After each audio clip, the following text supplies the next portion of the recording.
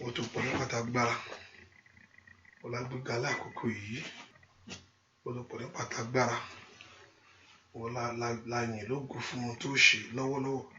Ẹni mọ Ísírẹ́lì lórúkọ Jésù Olúwa gbọ́ ọpẹ́. Àmín Jésù. Olúwa gbà yìn. Àmín Jésù. Bàbá, ayé wa dọwọ́ ẹ lórúkọ Jésù Olúwa gbàkóso. Àmín Jésù. Ayé wa la gbé tọ̀ wá Olúwa dá sí. Àmín Jésù. Ilé wa la gbé tọ̀ wá lórúkọ Jésù Olúwa náà wá gbára. Àmín Jésù. Ayé ọmọ la gbé tọ̀ wá lórúkọ Jésù náà wò ògùn náà. Àmín Jésù. Ayé ẹnìkankan dọwọ́ ẹ lórúkọ Jésù jọ̀wọ́ agbára rẹ̀. Àmín Jésù. Ẹni mọ Ísírẹ́lì fagbára rẹ̀ hàn. Àmín. Ṣe ìyanu ńlá. Àmín. A ó sì yàn ọ́ lógo. Àmín Jésù. A ó sì gbé ọ ga. Àmín Jésù. A ó sì yàn ọ́ lógo. Àmín Jésù. A ó sì gbé ọ ga. Àmín Jésù. Láì lórúkọ Jésù Kristi. Olúwa wa, àmín, àmín. Wọ́n lọ́mú bẹ́ẹ̀ ká bẹ̀rẹ̀ sí dúpẹ́ lọ́wọ́ Jésù. Children of God, let's start thanking Jesus. Bẹ́ẹ̀ ká gbé Jésù ga lọ́wọ́lọ́wọ́ I yìí. want you to exalt Jesus right now. Bẹ́ẹ̀ ká yin Ọlọ́run fún oore ọ̀fẹ́ ńlá. I want you to thank Him for the grace. Bẹ́ẹ̀ ká gbéga fún ohun tó ṣe nú ayé wa I gbogbo. want you to thank Him for what He is doing in our Bẹ́ẹ̀ kó life. dúpẹ́ fún àrà tó ń dánú ayé I rẹ̀. want you to thank Him for the wonders He's performing in your life. Bẹ́ẹ̀ kó dúpẹ́ fún ohun tí ó ṣe lọ́wọ́lọ́nú ayé I rẹ̀ want you to lónìí. thank Him for what He's going to do right now in your life. Bẹ́ẹ̀ kó dúpẹ́ fún ìrìn àjò ayé rẹ̀ ibi tó bọ́ ọ dé. I want you to thank Him for where He has been with you up to in Mo sì the fẹ́ kó journey of dúpẹ́ your lọ́wọ́ life. Ọlọ́run ibi tó ń bá ayé rẹ̀ lọ. And you want to thank Him for where He's taking you to. Bẹ́ẹ̀ kó yin Ọlọ́run yìí. I want you to praise this God. Bẹ́ẹ̀ kó gbé Ọlọ́run yìí ga I want you to exalt this Jesus fún ètò rẹ̀ lórí ayé rẹ̀ ni. for His plan over your life, Fún ètò rẹ̀ lórí ayé ọmọ rẹ̀ for His gbogbo. plan over your children.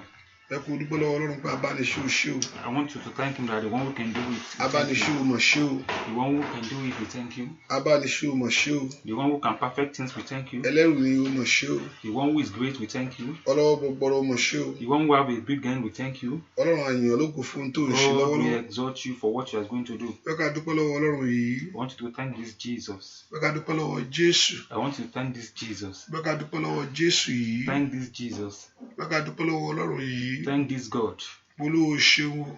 That God, I thank you. Olúwa ṣeun o. That God, I thank you. Olúwa ṣeun o. That God, I thank you Fún ètò rẹ fún ayé mi. for your plan over my life, Fún ètò rẹ fún ayé ọmọ mi for your gbogbo. plan over my children, Fún ètò rẹ nínú ayé mi sẹ́. for your plan in my life, Fún ètò rẹ lórí ilé mi for your gbogbo. plan in my Bẹ́ẹ̀ kó life. dúpẹ́ lọ́wọ́ Jésù I want to yìí. thank this Jesus. Bẹ́ẹ̀ kó dúpẹ́ lọ́wọ́ Ọlọ́run. I want you to thank God. Bẹ́ẹ̀ kó gbé Ọlọ́run ga fún ètò rẹ̀. I want to exalt Him for His plan, Bẹ́ẹ̀ kó dúpẹ́ fún Ọlọ́run fún oore tí ó ṣe nínú ayé rẹ̀. for what He's going to do in your life. Bẹ́ẹ̀ kó dúpẹ́ fún ọwọ́ agbára tí ó fi kàn ọ́. I want to thank Him for the powerful hand He's going to use to touch you, Ọwọ́ agbára tí ó fi kàn ayé rẹ̀. for the powerful hand He's going to use to touch you. Olùgbàlà ó máa ṣeun. That my God, my Savior, I thank you. Dúpẹ́ lọ́wọ́ Ọlọ́run. Thank this God. Dúpẹ́ lọ́wọ́ Jésù yìí. Thank this Jesus. Dúpẹ́ lọ́wọ́ Ọlọ́run yìí. Thank this God. Dúpẹ́ lọ́wọ́ Jésù yìí. Thank this Jesus. Jésù ṣe o. Jesus, thank you Fún ètò rẹ lórí ayé for mi. your plan over my life, Fún ètò rẹ lórí ayé ọmọ mi. for your plan over my children, Fún ètò rẹ lórí ayé mi gbogbo. for your plan, entire plan over my life. Jésù ṣe o. Like Jesus, I thank you. Dúpẹ́ fún ìrìn àjò ayé rẹ. Thank Him for the journey of your life. Dúpẹ́ fún ìrìn àjò ayé rẹ. Thank Him for the journey of your life. Dúpẹ́ fún ìrìn àjò ayé rẹ sẹ́. Thank Him for the journey of your life, Dúpẹ́ fún ìrìn àjò ayé ọmọ rẹ gbogbo. for the journey over your children. Dúpẹ́ fún ìrìn àjò ayé rẹ. Thank Him for the journey of your Bẹ́ẹ̀ life. kó dúpẹ́ fún ìrìn àjò ayé rẹ sẹ́. Thank Him for the journey of your life. Bẹ́ẹ̀ kó dúpẹ́ fún ìrìn àjò ayé ọmọ rẹ. Thank Him for the journey of your children. Dúpẹ́ lọ́wọ́ Ọlọ́run yìí. Thank this God. Bẹ́ẹ̀ kó dúpẹ́ lọ́wọ́ Ọlọ́run yìí. Thank this God. Olúwa ṣeun o. God, I thank you. Olúwa ṣeun o. God, I thank you. Fún ètò rẹ bàbá. God, I thank you. Olúwa ṣeun o. God, I thank you Fún ọ̀rọ̀ rẹ nínú ayé mi. for your word in my life. Olúwa ṣeun o. God, I thank you Fún ọ̀rọ̀ rẹ nínú ayé àwọn ọmọ mi. for your journey in my life. Olúwa ṣeun o. Thank you, God, Fún ọ̀rọ̀ rẹ lórí ayé mi. for your word in my life. Fún ọ̀rọ̀ rẹ nínú ilé mi. For your word over my child. Dúpẹ́ lọ́wọ́ Ọlọ́run yìí. Thank this God.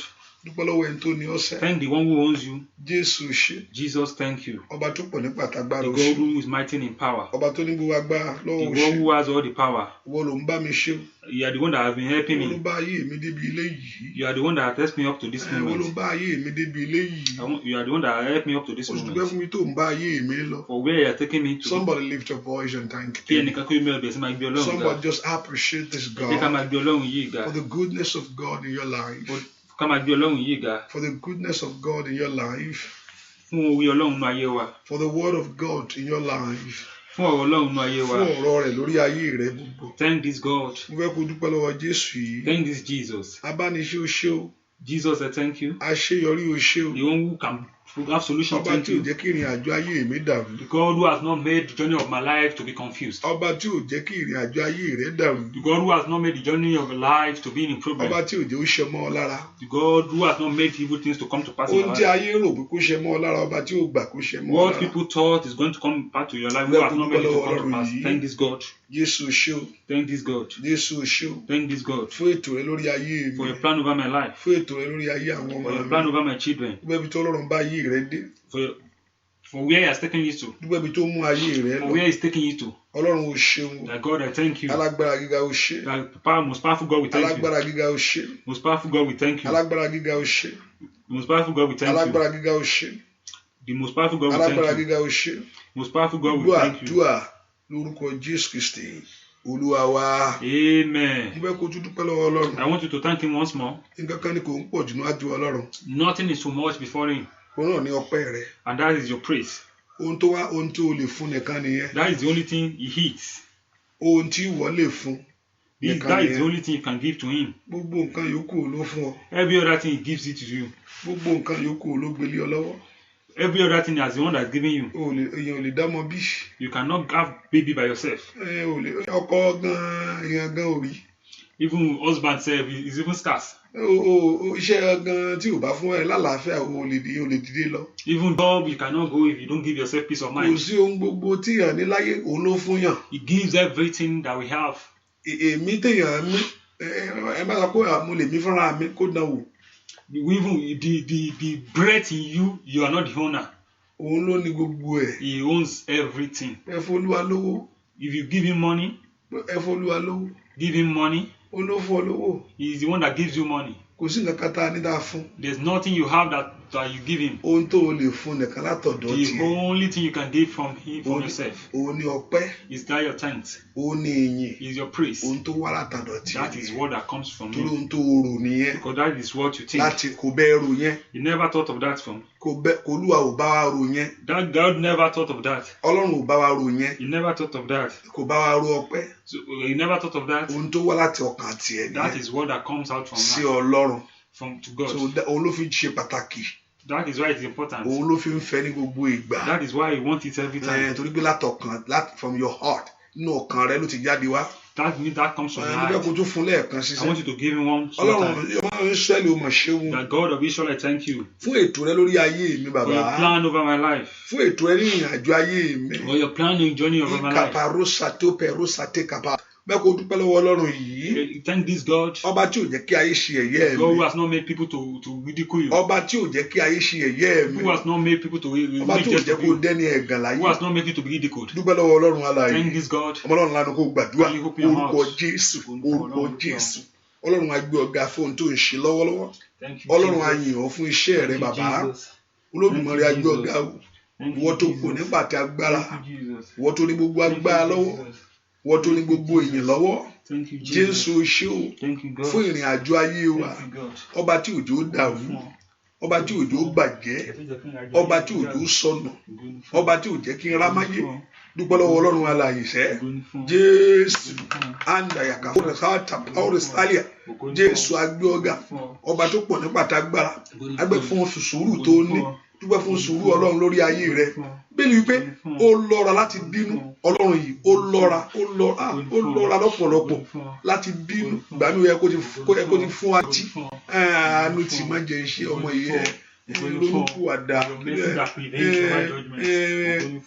Má ṣe lè mọ́ náà kí ló tún ṣe irú nǹkan bẹ́ẹ̀ yẹn fún. Ó lọ́ra láti bínú. Ọba tó ní sùúrù torí ayé wa. Ọba tí is not judge us according to the measure of our sin. Kò dá wa lẹ́jọ́ gẹ́gẹ́ bí àìṣẹ̀ wa. Mọ̀ ṣẹ̀tá gbogbo wa ń dá. Àkàpàrósàtà. Ọba tó bá láàánú. Ọlọ́run mo mọ̀ ṣeun. Jésù ṣeun.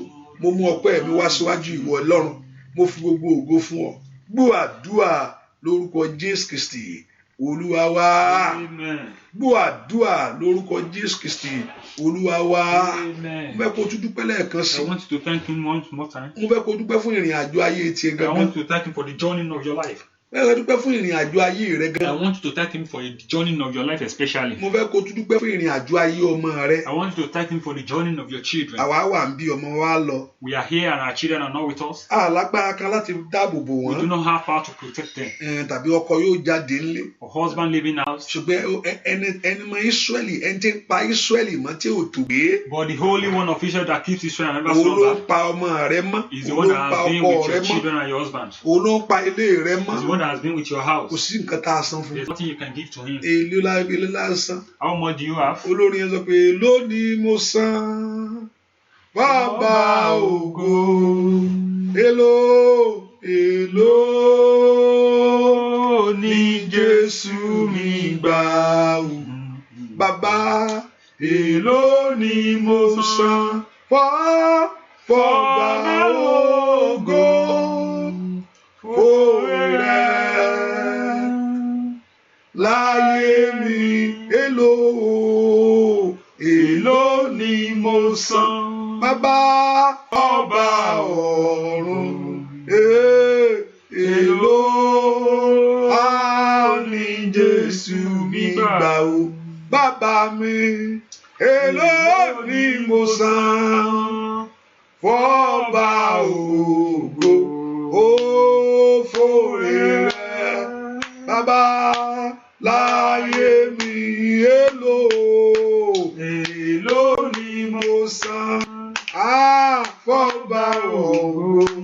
Alágbára, èló ni Jésù mi gbà ó. Lọ́wọ́ mi o, èló ni mo san fọ́ba ògo fòrè rẹ̀ ó láyé mi. Èló ni mo san fọ́ba ògo ó èló ní Jésù yìí gbà. Ó yá o, èló ni mo san fọ́ba ògo fòrè rẹ̀ láyé mi. Dúpẹ́ fún ọba tó ṣàánú fún ọ. Thank God I have mercy on you. Ọba tó dáàbò bo ọmọ rẹ. Thank God who won't protect your Ọba family. tí ò jẹ́ kí àlàáfíà rẹ sọnù. The God who has not made your peace to God Ọba tí ò lost. jẹ́ kó di fíafíà. The God who has not made it to be something Dúpẹ́ else. lọ́rùn yìí. Thank this God. Fi ẹ̀mí ìmoore hàn sẹ́. Show him the heart Olúwa of ló máa ṣe, thanksgiving. Olúwa ló máa Our ṣe, Savior, Olúwa ló máa thank ṣe. you. Blessed be the Olúwa ló Lord. máa ṣe, Olúwa ló máa ṣe. You are God Olúwa ló indeed. máa ṣe, Olúwa ló máa ṣe. Ọlọ́run tí ó fi àwọn Olúwa ló ènìyàn máa ṣe, sílẹ̀. Olúwa ló máa ṣe. We exalt your name Kábíyèsí o because you ṣe. are God, because Ọba tó you pọ̀ reign nípa over every tagbára ṣe. affairs of men. Ọba tó ní gbogbo agbára You are lọ́wọ́ máa God ṣe. indeed. Kábíyèsí mi ó máa ṣe. God. Gbọ́ àdúrà lórúkọ Jésù Kristi. Olúwa wa. Amen. Máa sọ fún Ọlọ́run. Thank Bá ní God. gbogbo ẹ̀ṣẹ̀ mi tí ò ń jẹ́ rí ọ ní àárọ̀ If there yìí. is any sin that I have committed, I will not make me to see you Gbogbo this ẹ̀ṣẹ̀ mi morning. tí ò ń jẹ́ kí ìwọ Ọlọ́run dá mi lóhùn. The one, all my sin that will not make you to answer me. Gbogbo ẹ̀ṣẹ̀ mi tí ò ń jẹ́ kí n rí ìwọ My Ọlọ́run. sin that will not make me to see Torí you. pé ìwọ ni mo fẹ́ rí láàárọ̀ Because yìí. you are the one I want to see this morning. Torí pé ìwọ ni mo fẹ́ gbóhùn rẹ̀ Because lónìí. you are the one I want to hear his voice this Wọ́n fẹ́ morning. kó ráyè mi padà You are the lọ́wọ́ one ìyà. I want you to redeem my Wọ́n fẹ́ kó life. gbà mí lọ́wọ́ You ẹ̀gàn are the ayé. one I want to save me from. Ọlọ́run jẹ́ rí ọ lónìí o. Let me see you today. Ohunkóhun tó lè dí mi lọ́wọ́. Everyone that will defy me from Mo seeing mọ̀ pé mo you. ṣẹ̀ sí ọ. I know I have sinned against you. Mo mọ̀ pé mo ṣẹ̀ ọ. I know I am a sinner. Mo dẹ́ṣẹ̀ bàbá. I know I am a sinner. Ṣùgbọ́n mo tọ̀ ọ́ wá But I've ṣàánú come fún unto mi. you. Have mercy Mo wá on sí me. Káfárì. I've come unto Calvary. Mo mọ ẹ̀ṣẹ̀ mi o. I know my sin. Mo mọ ẹ̀ṣẹ̀ mi o. I know my Mo sin. mọ ẹ̀ṣẹ̀ mi o. I know my sin. Ṣùgbọ́n mo wá sí But Káfárì. I've come unto Calvary. Olúwa mo mọ ẹ̀ṣẹ̀ God, mi. I know my sin. Ṣùgbọ́n mo wá sí God, Káfárì. I've come unto Calvary. Olúwa dárí ẹ̀ṣẹ̀ God, mi have jì mercy mí. on me. Gbogbo àṣírí mi. All my sin. Olúwa dáríjì. All my sin forgive Olúwa me. dáríjì. All my sin forgive Olúwa fi me. ẹ̀jẹ̀ rẹ̀ wẹ̀ mí. God, wipe away my sin Olúwa with fi your ẹ̀jẹ̀ rẹ̀ blood. wẹ̀ ayé mi. Wipe away my sin with your Olúwa blood. fi ẹ̀jẹ̀ rẹ̀ wẹ̀ iṣẹ́ Wipe mi. away my sin with your blood. Ẹ̀jẹ̀ Jésù. The blood of Ó Jesus. yá wẹ̀ ayé mi Wipe lónìí. away my sin. Ẹ̀jẹ̀ The Jésù. blood of Jesus. Ó yá wẹ̀ ilé mi Wash my lónìí. house today. Ẹ̀jẹ̀ Blood Jésù. of Jesus. Wẹ̀ ayé ọmọ mi lónìí. Wash my Olúwa children's fi life ẹ̀jẹ̀ rẹ̀ wẹ̀ today. mí. Let your blood Olúwa wash fi me. ẹ̀jẹ̀ rẹ̀ wẹ̀ Let mí. your blood wash Olúwa me. fi ẹ̀jẹ̀ rẹ̀ Let wẹ̀ your mí. blood wash me. Olúwa fi ẹ̀jẹ̀ rẹ̀ Let wẹ̀ your mí. blood wash me. Olúwa fi ẹ̀jẹ̀ rẹ̀ Let wẹ̀ your mí. blood wash me. Olúwa fi ẹ̀jẹ̀ rẹ̀ Let wẹ̀ your mí. blood wash me. Olúwa fi ẹ̀jẹ̀ ńlá Let rẹ̀ your wẹ̀ blood mí. wash me. Ọlọ́run lanu kó Can gbàdúrà. you open your Pé mouth? kí Jésù kó fi ẹ̀jẹ̀ ńlá rẹ̀ wẹ̀ ọ́. Olúwa fi ẹ̀jẹ̀ ńlá rẹ̀ wẹ̀ Wash mí. with your Ó blood. yá ó yá ó yá gbàdúrà. Wash my life with your Orúkọ blood. Jésù. Ẹ̀jẹ̀ Orúkọ Jésù. Jésù. Ẹ̀jẹ̀ Jésù. Olúwa fi ẹ̀jẹ̀ rẹ̀ wẹ̀ mí o. Olúwa dárí gbogbo àṣírí jì. Ask the Lord to forgive every sin. Olúwa dárí gbogbo àṣírí. Ask him to forgive all your sins. Ask him to forgive every iniquity of your heart. Sọ fún Ọlọ́run, ó dárí gbogbo ẹ̀ṣẹ̀ rẹ jì ọ́. Olúwa dárí ẹ̀ṣẹ̀ mi jì mí. Olúwa fẹ̀jẹ̀ ńlá rẹ wẹ̀ mí. Ẹ̀jẹ̀ tó wẹ̀ tí ẹ̀jẹ̀ tó ta sílẹ̀ lórí igi àgbélébùú nítorí ayé mi lónìí. Olúwa ro ti ẹ̀jẹ̀ rẹ torí ayé mi sẹ́. Ask him to forgive. Ask him to wash away every iniquity of your heart in the name of Jesus. Ask him to cleanse you in the name of Jesus from all your sins. In Jesus' name we pray. Amen. Enemy does not easily catch you like that. Enemy does not really catch you like that. He uses something. Satan will not just beat you. He will have to use something. And that is why he call him an accuser. That is why he call him an accuser. Before he does his job, he will have to hold on to something. Before he does anything, he will have to have an excuse. That is why it's called an accuser. He called the name of Jesus. God shuts up accuser in my life. He goes into the presence of God to accuse us every time. And do you see that pastor? Do you see what he is doing? Can you see that sister? Can you see that he's not a good child? But we are told not to do this. Why is he not doing it? You can see what he's doing. He was an advocate for us before the Lord. He always appealed for our case before God. I said, no, Lord, you will not do this for him. Remember what I paid the price for him. Let's give him one more time. Let's give him water for repentance. That's what God has been doing for us. That's what Jesus Christ has been doing for us. Appealed our case before God. Telling God, no, please, patient, be patient. Now call the name of Jesus. The accusers of my life. All the sins of my generation. That is asking for revenge. That made me to be in this position I have. That has put my life to where I am. Can you call the name of Jesus? Your blood this morning.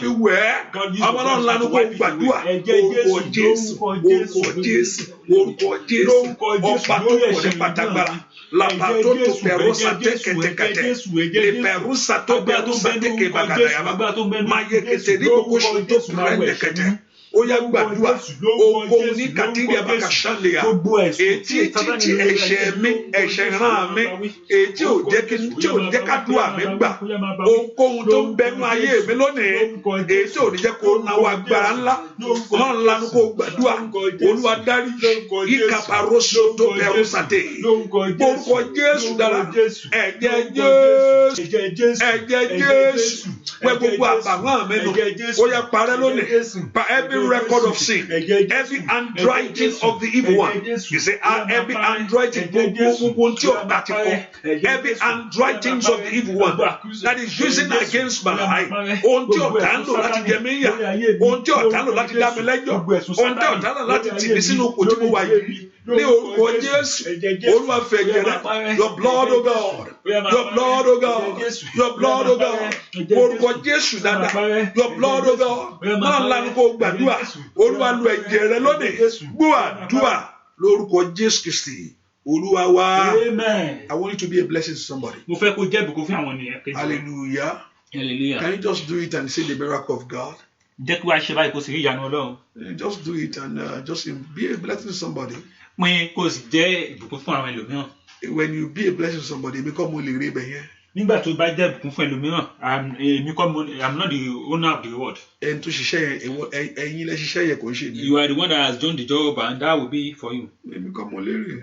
You are not the one that have the reward. And don't think you are sharing me. Don't think that you are sharing my. Má rò pé òun pín nǹkan tí mò ń ṣe. No, because if I come to you in the name of the Lord. Torí pé tí n bá wá síwájú rẹ nípa orúkọ Ọlọ́run. So that means it's through the name of the Lord. Nítorí orúkọ Olúwa ni. And by doing this you are not losing any reward. And tó bá dẹ̀ ṣe léyìí o sọ nǹkan o pàdánù nǹkan. Because the Bible told us if you give a quart of water in the name of the Lord. Bíbélì wípé tó bá fún yàn ní omi nítorí just ìtẹ̀.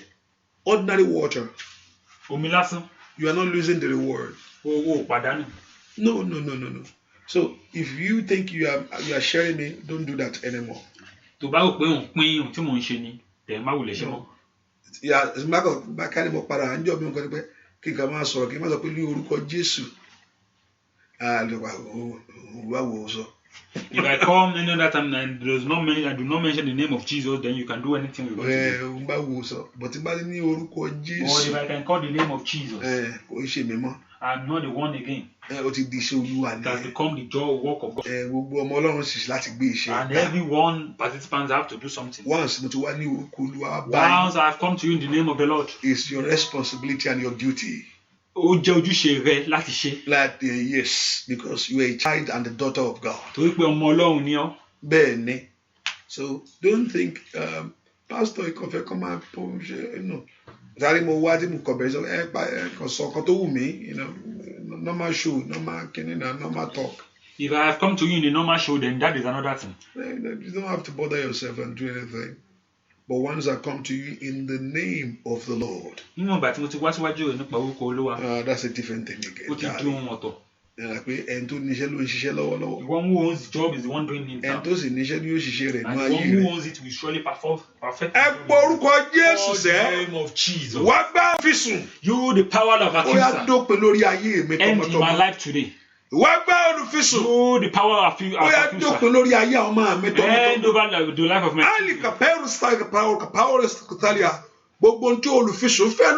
everything accuser is using to accuse my life. Everything accuser is using to accuse my life. The blood of Jesus. Wipe it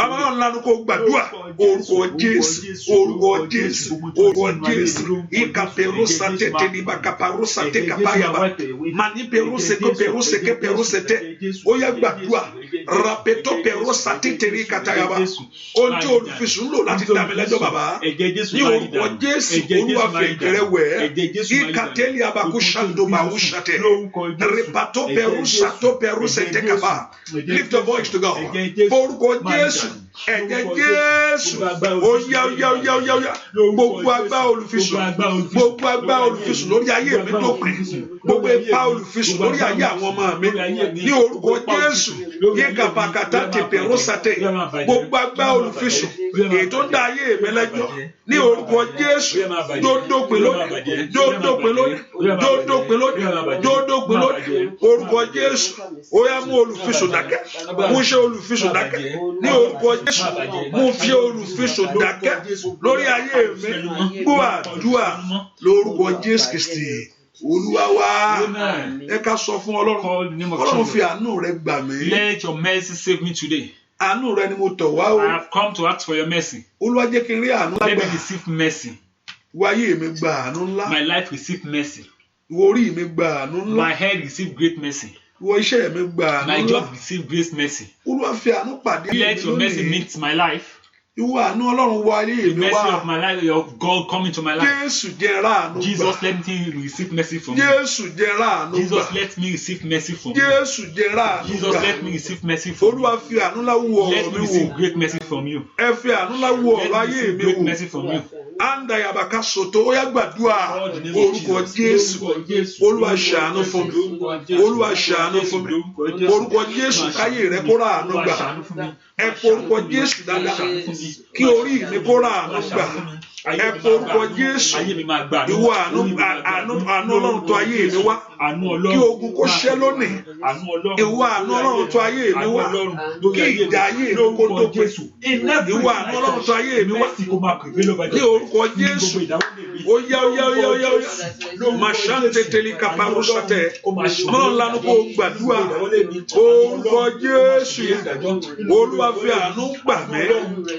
Olúwa fi àánú gbà mí. Màṣíkè tẹlẹbó kápáyàbó. Orúkọ Jésù. Orúkọ Jésù. Orúkọ Jésù. Orúkọ Jésù. Olúwa jẹ́ ráàánú gbà.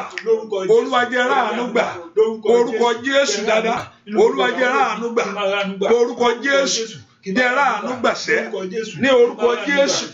Ọwọ́ àánú kan ayé mi. Ọwọ́ àánú kan ilé mi. Ọwọ́ àánú kan ayé ọmọ mi. Ọwọ́ àánú kan iṣẹ́ mi. Ọwọ́ àánú kan ilé mi. Orúkọ Jésù. Ọwọ́ àánú kan mi. Gbọ́ àdúrà lórúkọ Jésù Kristi. Olúwa wa, ẹ pọ orúkọ Jésù. Call the name of Jesus. Ojú rẹ kó mọ́lẹ̀ sí mi lára bàbá. Let your light shine upon my life. Ojú rẹ kó mọ́lẹ̀ sí ayé mi. Let your light shine upon the life of my life. Ojú rẹ kó mọ́lẹ̀ sí ayé àwọn ọmọ mi. Let your light shine upon my children. Ojú rẹ kó mọ́lẹ̀ sí ìrìn àjò mi. Let your light shine upon my children. Olúwa má wò mí ràn mọ́. God, do not look me. Kójú tì mí. Don't let me be Olúwa má wò mí ràn mọ́. Don't look at me. Kí ayé mi jìyà yìí. And my life suffer. Olúwa má wò mí ràn mọ́. Don't look at me. Kí ayé kẹ́gàn ayé mi. And people will be cool. Ó yá ojú rẹ kó mọ́lẹ̀ sí mi lára. Let your light shine upon my life. Olúwa jẹ́ kí ojú rẹ kó mọ́lẹ̀ sí mi lára. Olúwa jẹ́ kí ojú rẹ kó mọ́lẹ̀ sí mi lára. Àmọ́ ńlá kó gbàdúrà.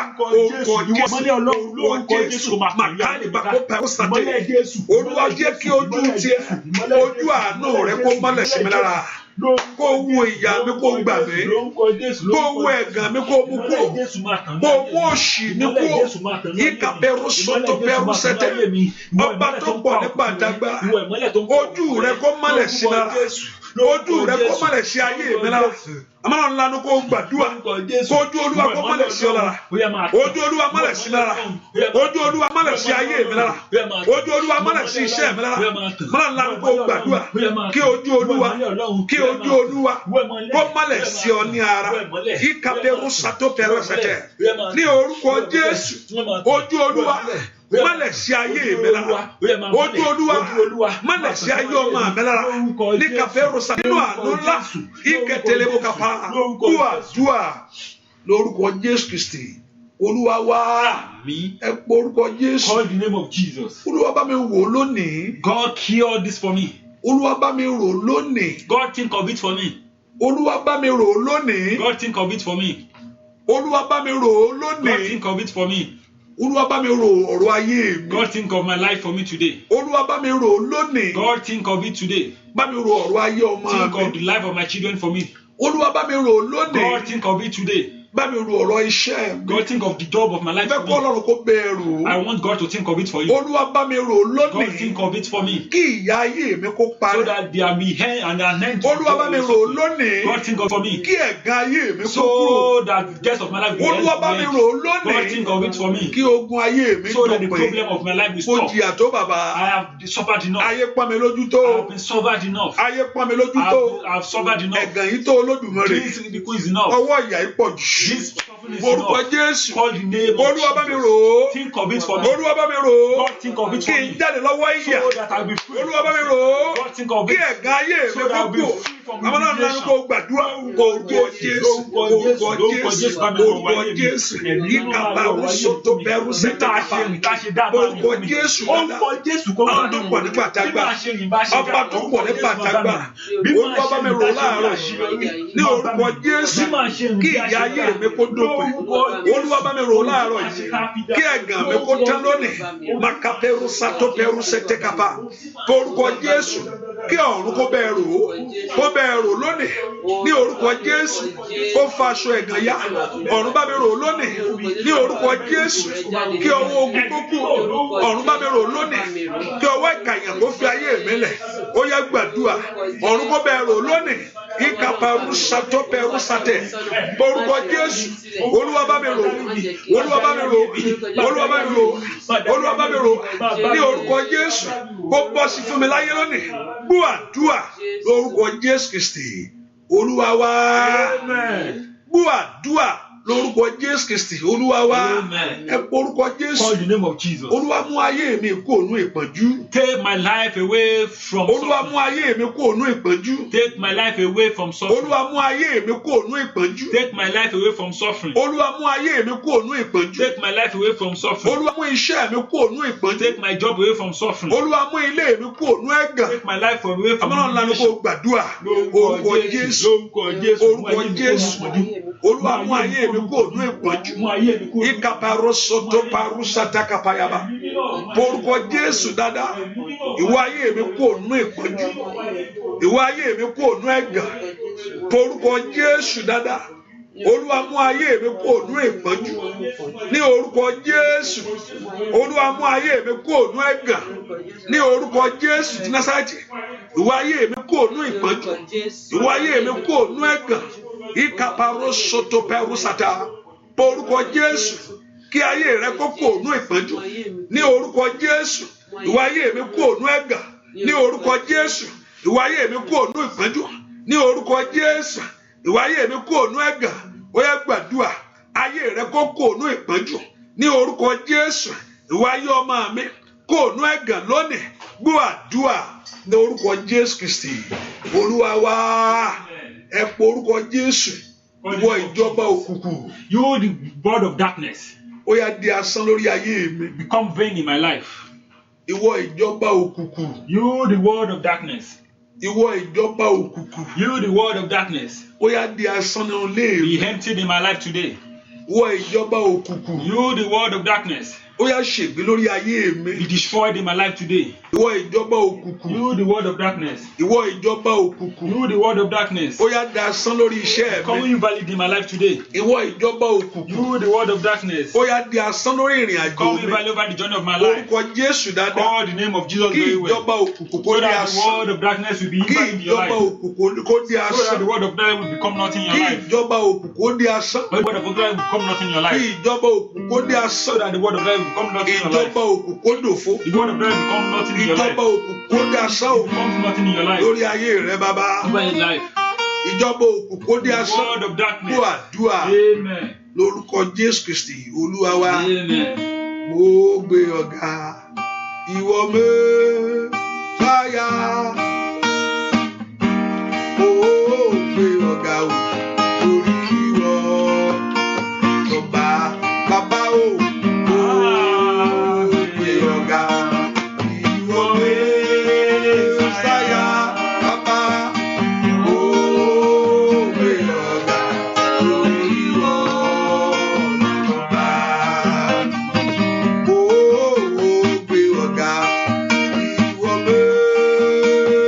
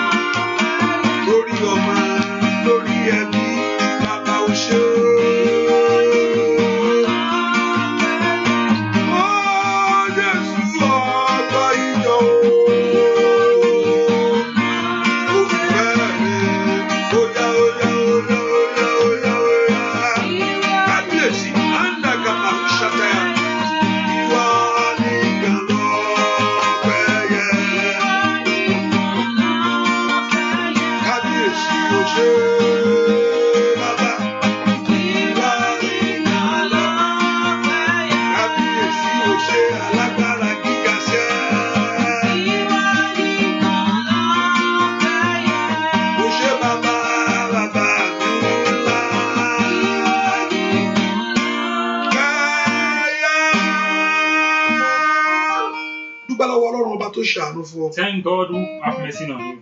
O ṣé bàbá o. That God will thank you. O ṣí wà báwo. God, we thank you. Wò sí bó ṣe lè dúpẹ́ tó oore tó ṣe ojú ohun tó ń dúpẹ́ sí fún lọ. There's no amount of thanks you can give him that worth it. Ojú bẹ́ẹ̀ lọ Jésù ṣe o. God, we thank you. Jésù ṣe ọba tó fẹ́ mi ọba mi tó bá mi lọ. Olórin pé ìwọ tó fẹ́ wa la ó máa sìn títí. That song say you that love God will be Ìwọ tó fẹ́ wa la ó máa sìn títí. Dúpẹ́ lọ́wọ́ Jésù ẹni tó fẹ́ wa. Thank Jesus that loves us. Kò pé kó torí pé you are doing good, he loves you. No, vision to ipò ń ṣe dáadáa ló ṣe láìkẹ́. Pé ọmọ dáadáa lílé ẹ̀ ó ń tẹríba fún mi dáadáa. And because he bows for me, that is why. Máa love ẹ̀. I will love him. No, kò ṣe torí yẹn o. Not because of that. Not that because ń ṣe búburú ló fi love ẹ̀. And not because you do bad. The love of God is steadfast all the time. God is love himself. Ọlọ́run gangan fúnra rẹ̀ ní ìfẹ́. Ìfẹ́ gangan ni Ọlọ́run. Kò ń ṣe pé bóyá o ṣe dáadáa ló fi fẹ́ ọ. No, because he does not love you because the Bible told us when we are yet a sinner, but tó wà ń ta yẹn. Even when you were still a sinner. Tó sọ pé wà ń ṣàngó òde yẹn. When you were still in your youthful position. Ó ti fẹ́ ọ, ó nífẹ̀ẹ́. He loves you before even that. But what you are just missing out is the blessing of the benefit of knowing him. Ṣùgbọ́n àwọn nǹkan tó ń pàdánù ní ìbùkún tó wà nínú kéèyàn mọ̀. That's what you are missing. You are missing out of it. Nǹkan tó ń sọnù. But the love of God for you. Ṣùgbọ́n ìfẹ́ Ọlọ́run. He loves you. Ọlọ́run fẹ́ ọ. Whether you are a sinner or not, a righteous person, he loves you. Bí o jẹ́ ẹlẹ́ṣẹ̀ tàbí o ìṣe ẹlẹ́ṣẹ̀. But a righteous person will eat more of his benefit. Ṣùgbọ́n ẹni tó jẹ́ ẹni mímọ́ yóò jẹ ọ̀pọ̀lọpọ̀ nínú ìbùkún rẹ̀. You will partake of his benefit. A rí ìbùkún rẹ̀ ní ọ̀pọ̀lọpọ̀. But for the love of God, fún ìfẹ́ Ọlọ́run. he loved everyone. Torí kó fẹ́ Ọlọ́run. Because God is love. Torí pé Ọlọ́run jẹ́ ìfẹ́. Thank you, Lord Jesus. Dúpẹ́ lọ́wọ́ Ọlọ́run. Thank you, Lord Jesus. Dúpẹ́ lọ́wọ́ Ọlọ́run. Touché o, touché. Touché o, touché. Bóyá mo bá rí nìkan ọwá o, touché. Mo bá rí nìkan ọwá o, touché. Bóyá, touché. O, touché. Bàbá, touché o, bóyá.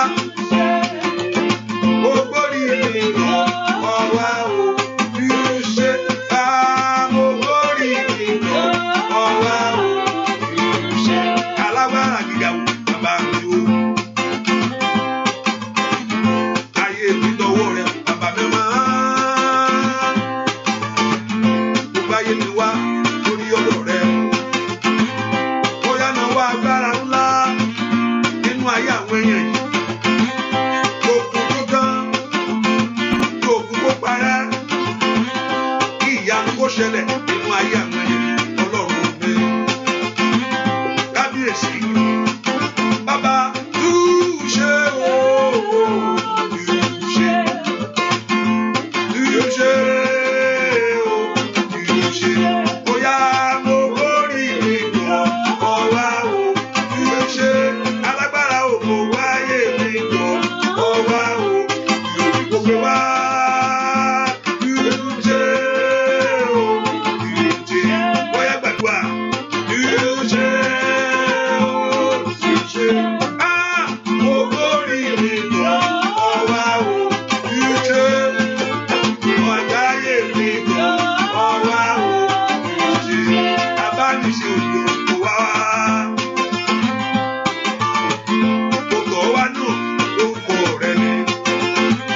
Mo ní kí gbogbo eku gbówó lẹ̀ lórúkọ Jésù. Mo ní tó gbogbo orúkọ gbówó lẹ̀sẹ̀. Gbogbo ìfà gbówó lẹ̀. Bàbá touché o, touché. Touché o, touché. Mo gbọ́ ní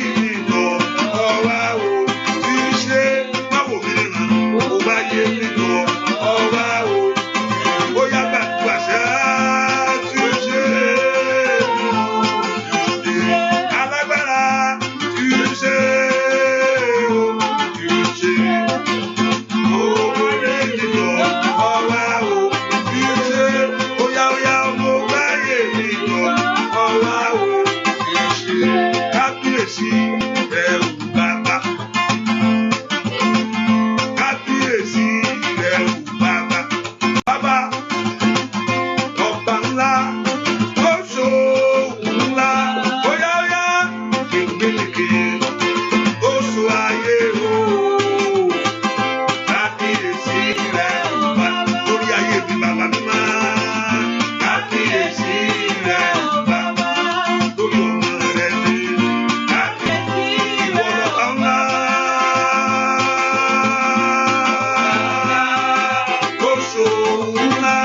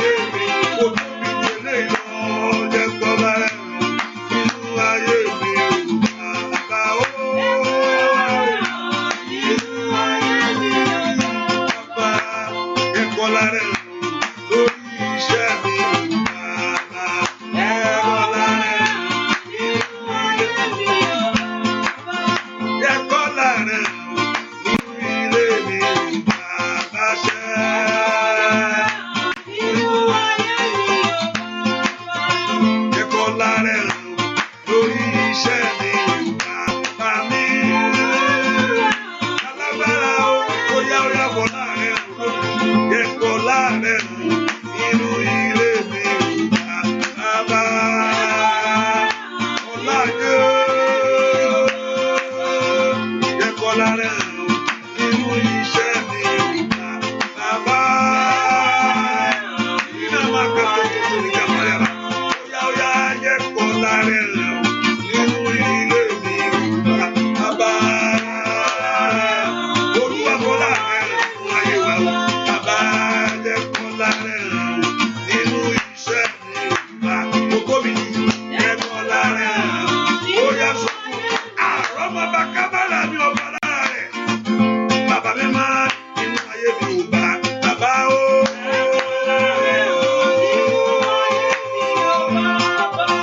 Jẹ́ kọ́lá rẹ̀ nínú iṣẹ́ mi bàbá.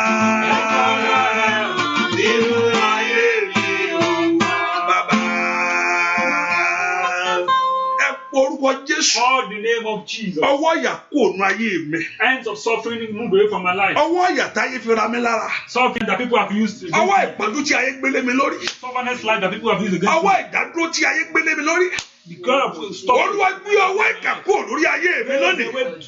Ìwọ ọlá ògo ara yìí. Glory of God in my Bóyá kú life. jáde lórí ayé mi. Start shining in my life. Àmọ́ náà lanu kó gbàdúrà. Orúkọ Jésù, orúkọ Jésù, orúkọ Jésù. Ọba tó pọ̀ ní pàtẹ agbára. Ìwọ ọwọ́ ìpọ́njú. Ask the Lord to remove that hand from you. Ọwọ́ adáyé ẹni dúró. Ọwọ́ ajá ayé ẹni níyà. Ní orúkọ Jésù. Ọwọ́ gbógun ti ayé ẹni. Ọwọ́ tí ò fẹ́ kí n dìde nàró. Ilé kàpíwúrú sáré pẹ̀lú kàpẹ́rìà. Líkẹ́ pẹ̀rú sẹ́tọ̀ pẹ̀rú sẹ́tẹ̀. Ẹ pọ̀ orúkọ Jésù. Ìwọ ọwọ́ ogun kò nú ayé mi lónìí. Ó yẹ ọmọ náà lanu kó gbàdúrà. Ọwọ́ ìkà kò nú ayé mi. Ọwọ́ ìpọ́njú kò nú ayé mi. Ọwọ́ tí ń da ayé mi rú. Ní orúkọ Jésù. Màtátà pàrọ̀ sàtẹ́kẹlẹ́bà. Ẹ gbàdúrà ní orúkọ Jésù. Ọwọ́ ìkà ènìyàn tó wọnú ayé mi jáde. Ọwọ́ tó da ìrìn àjò ayé mi rú. Ní orúkọ Jésù. Ọwọ́ náà kò nú ayé mi lónìí. Ọwọ́ náà kò nú ayé mi lónìí. Ọwọ́ ogun kò nú ayé mi. Ní orúkọ Jésù. Somebody lift a voice. That the hand of battle, the hand of failure, the hand of stagnancy, the hand of disappointment. Orúkọ Jésù. Dúà lórúkọ Jésù Kristi. Olúwa wa. Wọ́n tó ti ṣe àṣẹ àkíní yẹn. If you are here to share, can you do that? Má jẹ́ kí n tún wàásù. Don't let me start pushing on that. Hallelujah. Hallelujah. Ẹ jẹ́ ká ṣe pápá àgbà. Mo ní ṣe wa ni that's your duty. Ìwọ tó bá kí n ṣe kò dáa. If you don't do it, it's not good. Ohun tó bá mọ̀ pé o lè ṣe àkóní kò máa gbé orí síbẹ̀. What you know you cannot give to other person, you don't need to do it. Ohun tí wọ́n pọ̀ wọ́n lè ṣe à. Whatever you cannot share, you don't bother. Kò gbórí síbẹ̀. Then don't bother to look at it. Why? It will make any sense. And also it makes, when you are in a place, you get into the covenant with the place. Tó bá ti wà níbi kan, májẹ̀mú ìbùkún wà lórí rẹ̀. When you begin to walk in that place. Tó bá ti bẹ̀rẹ̀ sí máa ṣe níbẹ̀ yẹn ṣe níbẹ̀. Ọ̀pọ̀lọpọ̀ pé ọba rò pé nǹkan kan náà lè máa ń bẹ̀ balẹ̀ èèyàn kò rí bẹ́ẹ̀. Some people think something just fly over you on you weather. For you to connect with things in life. Fún ìwọ kò lè bá ní tó bá. Nǹkan kan láti join yín papọ̀. Something has to join you for you to be connected. Whether by responsibility.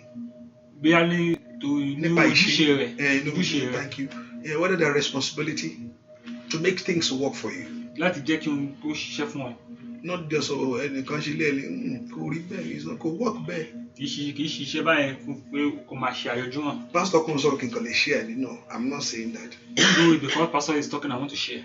I'm just telling you now the principle of in this how things work in the spiritual realm. Kò bẹ́ẹ̀ kó mọ bí òun ṣe nínú ẹ̀. Kò yẹ kí wíwá pé èèyàn kàn mú kọ ẹnìkan wà ní own life mo jẹ́ kí mo kàn bọ́ bẹ̀.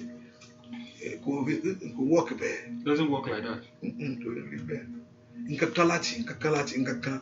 I mean, your responsibility and your duty, your commitment, make things to follow you. Àwọn ojúṣe rẹ jẹ́ kí o gidi kí o máa tẹ̀lé ẹ. Even though God wants you to commit to Him. Even Ọlọ́run fẹ́ kó o ní ojúṣe pẹ̀lú òun. Bẹ́ẹ̀ni, God Himself wants you to commit to Him. Ọlọ́run fẹ́ kó o ní ojúṣe pẹ̀lú òun. Yes, He wants it so bad from you. Ó fẹ́ ní ọ̀pọ̀lọpọ̀. He demands it. Ó ń fẹ́.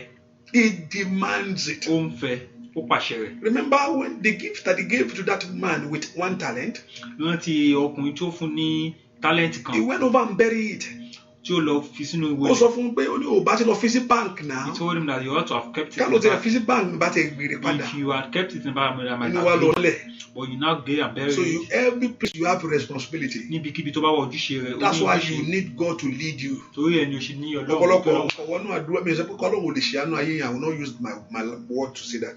But you need to let God direct you. Mi ò sọ pé Ọlọ́run ò lè ṣe ìyanu ṣùgbọ́n. Ibi tó ti máa jọ́sìn.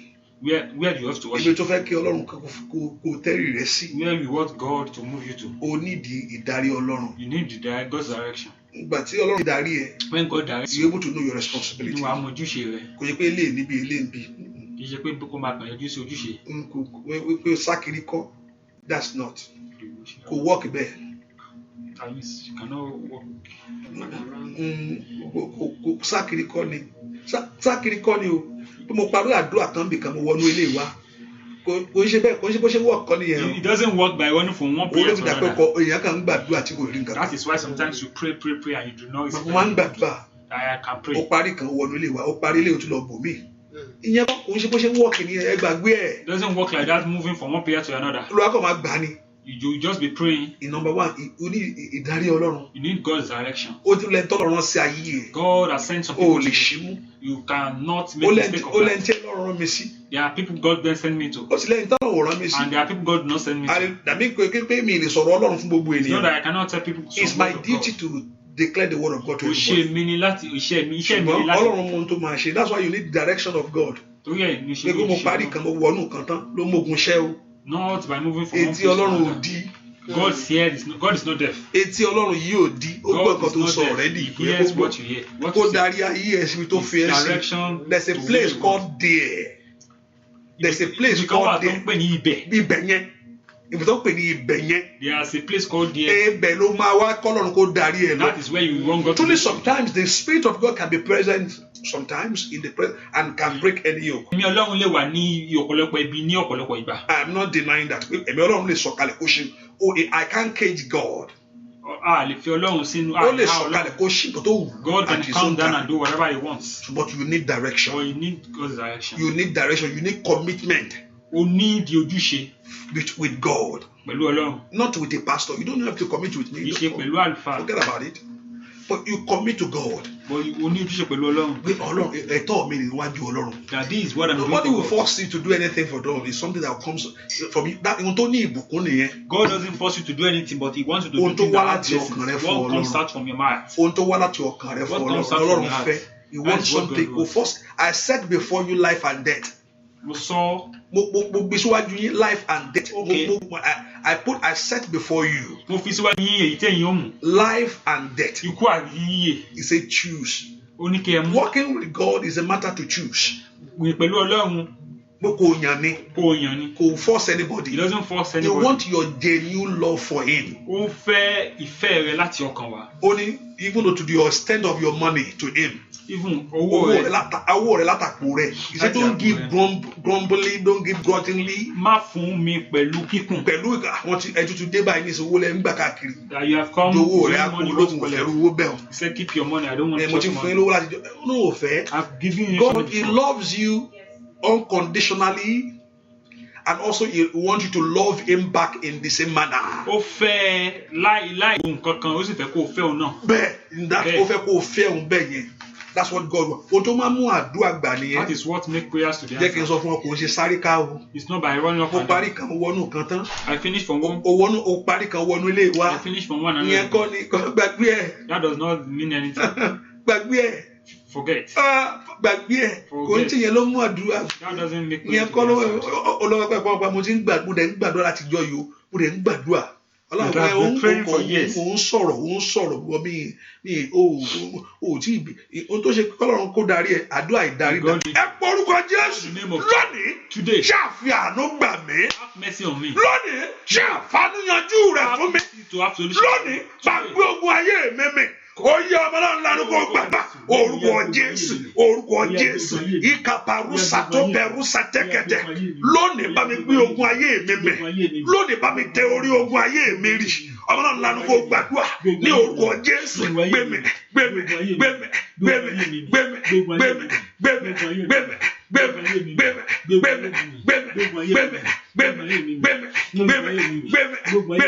Olúwa gbẹmẹ Olúwa bọ sábà mi ṣe ogun yìí borúkọ Jésù Olúwa tẹrí ogun yìí bá Olúwa tẹrí mú ìdààmú ìkóònù ayé mi mú àdúrà ní orúkọ Jésù Kristi Olúwa wa ẹ orúkọ Jésù ohun tí ò ń ṣe tèmi tí ayé gbé fún mi. What is not my own that people have given unto me. Ohun tó ò nílé tó fún mi tí ayé gbé lé mi lọ́wọ́. What is not plan for me that people have given unto me. Ọ̀run gbà lọ́wọ́ mi. Ẹ jẹ́ n di aṣẹ́gun lónìí.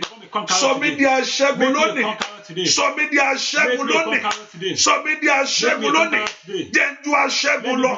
Jẹ́ n ju aṣẹ́gun lọ. Jẹ́ n ṣẹ́gun lónìí. Oyè ọmọ aláàánú kò gbàdúrà. Orúkọ Jésù. Olúwa fún mi ní ìṣẹ́gun. Olúwa fún mi ní ìṣẹ́gun. Olúwa fún mi ohun tí ò ń ṣe tèmi ayé jù sínú ayé mi. Ohun tí ò ń ṣe káyé àwọn ọmọ mi tí ayé gbé sí. Ìkà bẹ̀rù sàtó bẹ̀rù sàtẹ̀. Màtó bẹ̀rù sọ̀tó bẹ̀rù sẹ̀tẹ̀. Oyà fún mi ní ìṣẹ́gun. Ìkà bẹ̀rù sàtó pìràtàtà. Ní bẹ̀rù sọ̀tó bẹ̀rù sẹ̀tẹ̀. Orúkọ Jésù ẹ fún mi ní ìṣẹ́gun. Lórí ogun tó dó tì mí. Ẹ fún mi ní ìṣẹ́gun. Lọ́wọ́ ogun tí ń jà mí. Ní orúkọ Jésù ogun tó mú ìṣeré jìnnà.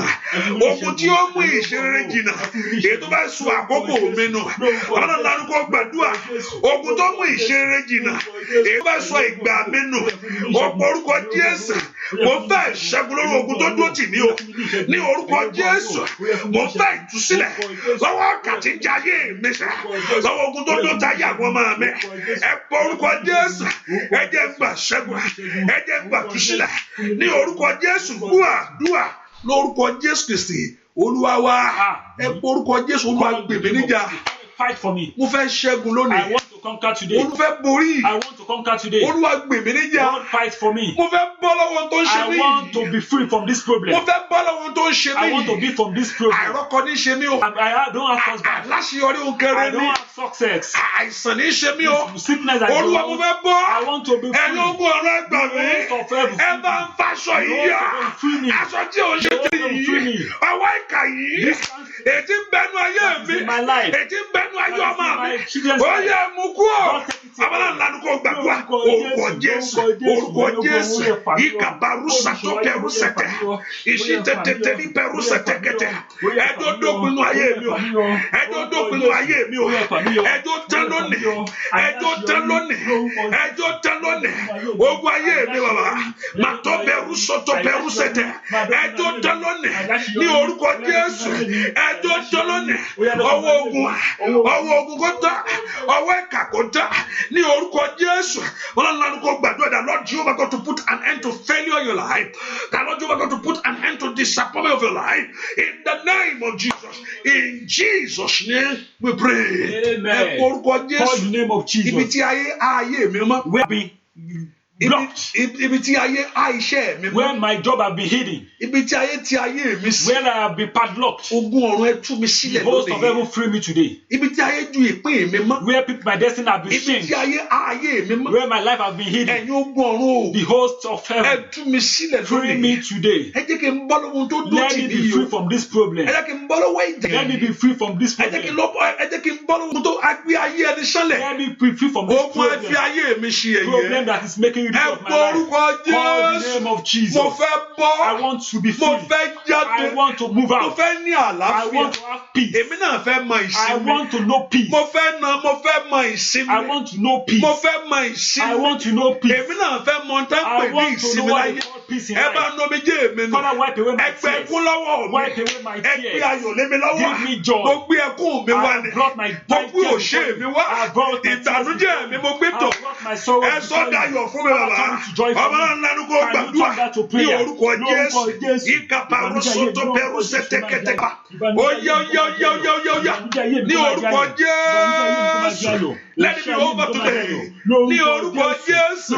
Let it be over today. Mato bẹ̀rù sẹ́tẹ̀kẹ̀páyàbá. Let it be over today. In the name of Jesus. Ẹjọ́ dópin lónìí. Ẹjọ́ dópin lónìí. Nínú ayé mi bàbá. Ẹ fa aṣọ ìyàyà. Ẹ mú ẹ̀gàn mi kú. Ẹsẹ̀ gàdógó. Ẹsẹ̀ gàdógó. Ẹsẹ̀ gàdógó. Ẹ gbọ́ àdúrà lórúkọ Jésù Kristi.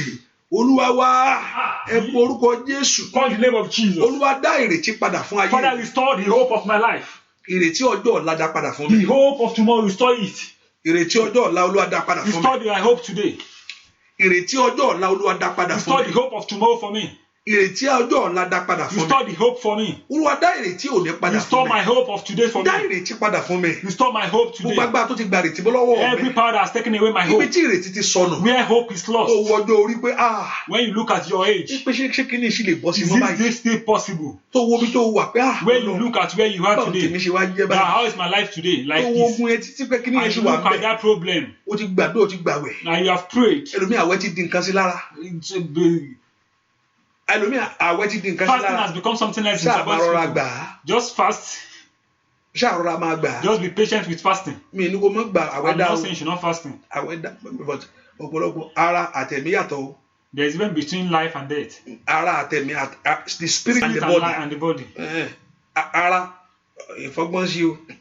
you have to be wise. tó ńlá tó fi òfọgbọ́n sí tó kàn ń gbà ní nǹkan ṣe olú ẹ kẹ́rẹ́kẹ́rẹ́ ni welcome ní tí Ọlọ́run ní welcome rẹ nísìnyí o. bẹ́ẹ̀ ni mi ní kí n má gbàwẹ̀ I believe in it so much I believe but ọ̀pọ̀lọpọ̀ akọ̀ àgbàgbàgbàgbàgbàgbàgbà kò ń ṣe pé torí pé o fìyà já rẹ Ọlọ́run fi ṣàánú fún ọ. God does not answer because you suffer yourself. I know things move the heart of God. mo mọ̀ pé nǹkan máa mi Ọlọ́run.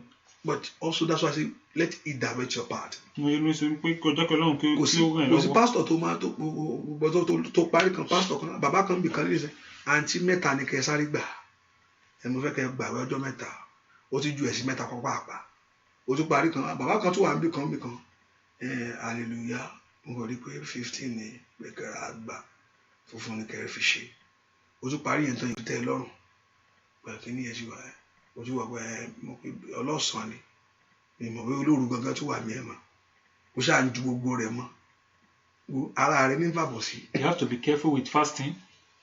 kò sí pastor tó máa lọ wájú ẹ̀ tí ò ní ju ẹ̀ sínú àdúrà. there is no pastor that if you go to his presence that will not turn you. àtẹ̀lé ètò olúwa sọ àtẹ̀lé olúwa sọ. whether God says it or not. ó ju ọ bẹ́ẹ̀ ni. you will surely do it. hallelujah hallelujah. àtẹ̀lé ètò olúwa bá sọ because naturally ni pé àwọn ti mọ̀ pé nípa àwẹ̀ àtàdúrà náà ni. because naturally they know it's through fasting and prayer. àkókè sọ ọmọ àtúnlọ́jú pápá àpamọ́ kan sí.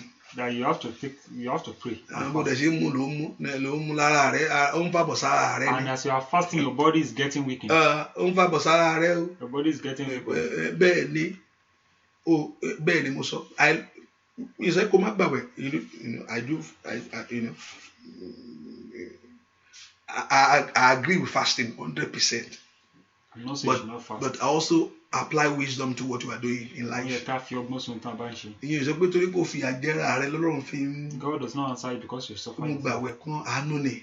It's mercy. àánú ni o. It's mercy. àánú ni o. ẹlòmíì ó gbàwẹ̀ jù ẹ lọ. So people fast more than you. o lọ sórí òkè Ọlọ́run kọ́ ni.